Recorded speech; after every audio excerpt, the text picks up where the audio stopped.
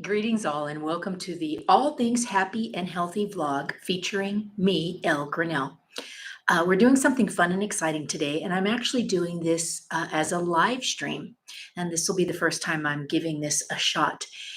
The content stays the same. I just wanted to check out the live format.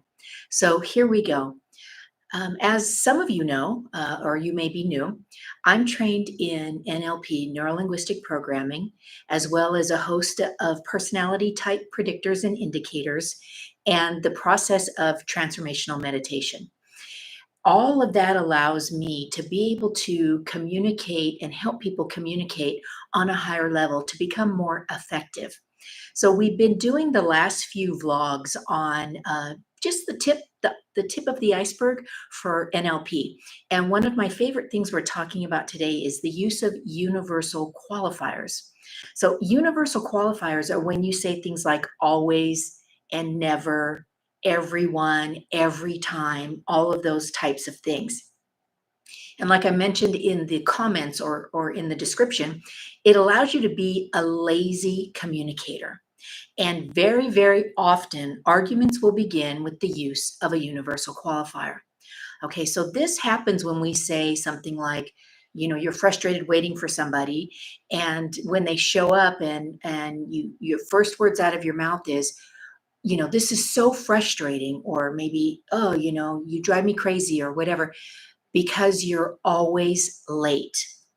Okay, now this puts the person on the defensive because when you say always, that is not true. There are a few exceptions to the always, never, everyone, but they're pretty far and few between. For the most time, we're making a generalization to try to get greater impact. And it's a very, very, very poor way to communicate. Okay, because the other person is going to be thinking, always late.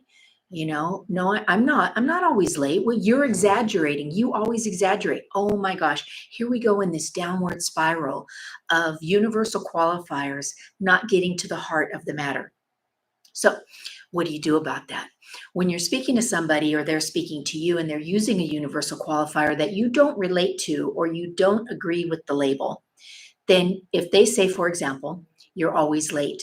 So challenge a universal qualifier with the question and watch your tonality so that you stay respectful and you say always, and then they'll say, well, only when it matters, or whatever their real reason is. And so when you challenge the universal qualifier and you say always, many times the next thing that the person speaks is really the heart of the matter. And so now you have a conversation. And so for example, they say, well, only when it really matters.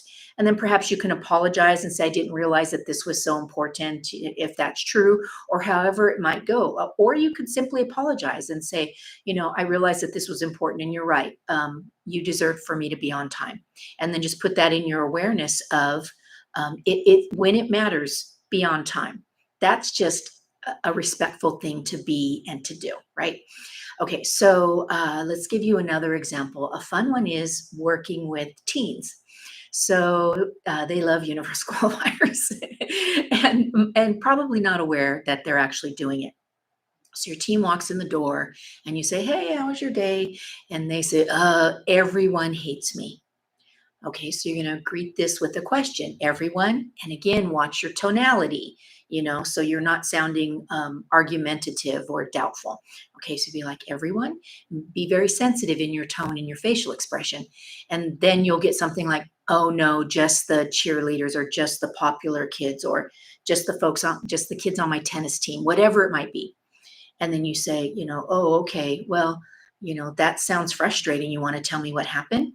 And then either they're going to say no, which is fine, and go slam the door. And you can just let them know, hey, okay, well, if you want to chat about it, I promise to be a good listener.